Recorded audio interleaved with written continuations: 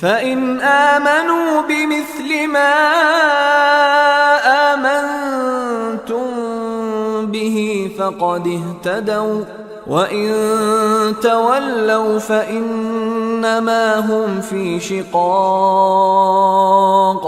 فسيكفيكهم الله وهو السميع العليم.